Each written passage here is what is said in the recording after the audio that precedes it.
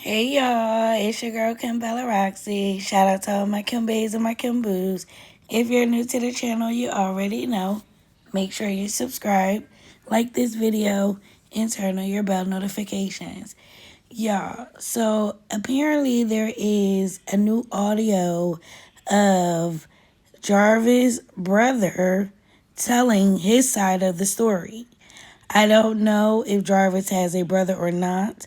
I don't know if this is a friend of the family.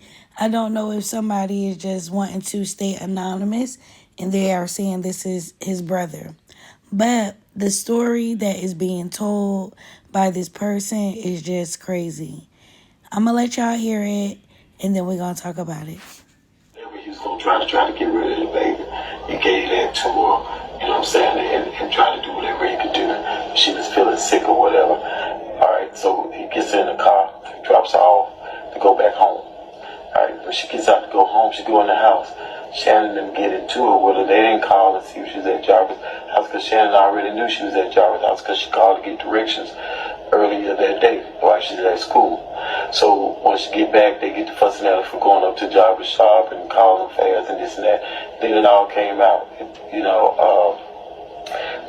confirming that she was pregnant, was Jarvis' baby, and Shannon lost it. Shannon lost it real bad and jumped on NAZIYAH, beating her, hitting her in the head with some object right there in their house that they overlooking, and killed NAZIYAH because she was already probably having complications.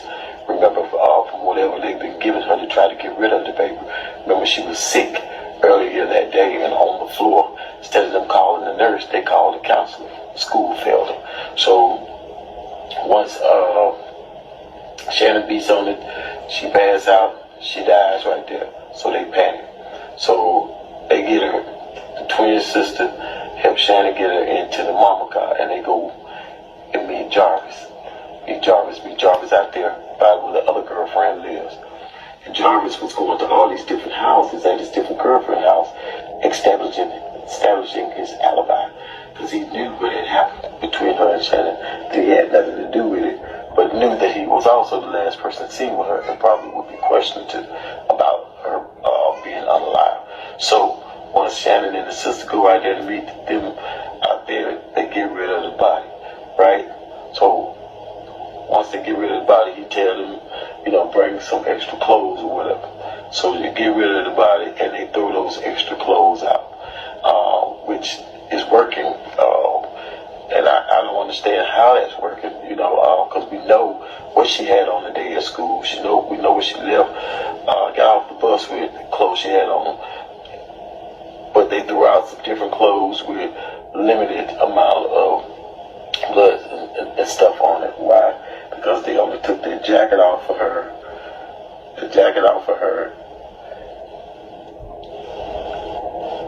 and probably some other shoes and stuff that was already in the house.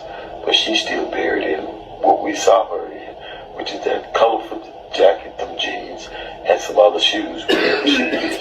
And I don't think she buried nowhere where she can't be found because they somewhere else and make people go search in the opposite direction.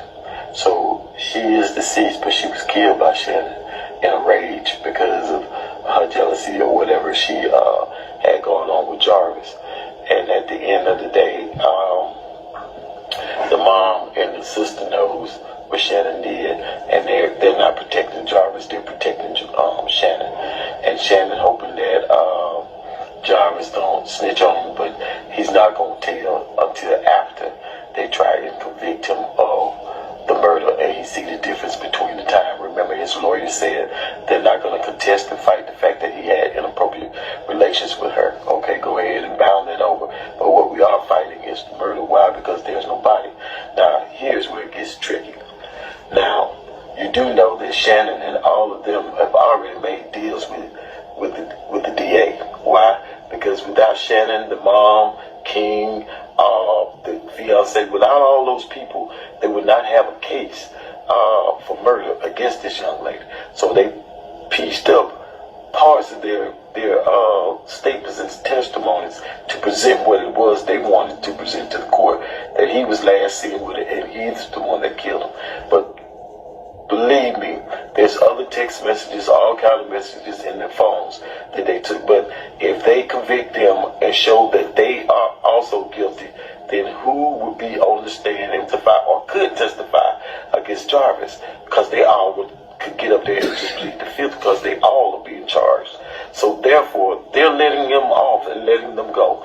They made a deal. They agreed to testify against Jarvis and say what it is that they want them to say. In turn, keeps them from being prosecuted and charged with anything. But trust me, they know exactly what happened. They know exactly what happened to her. But they want to get Jarvis and get Jarvis off the street, because they feel like he's the problem. He's the ringleader. But they. So, y'all, what do y'all think about this? This was my first time hearing this. It does sound like somebody knows a lot and that somebody's told him exactly what happened. And I really do believe that this is a good theory. And like I told y'all, I do think that Jarvis is going to tell his side of the story right before, the trial is over. I think something is going to go down. But we will wait and see what happens. The trial starts in March. I told y'all once I hear something new, I'm going to let y'all know what is going on.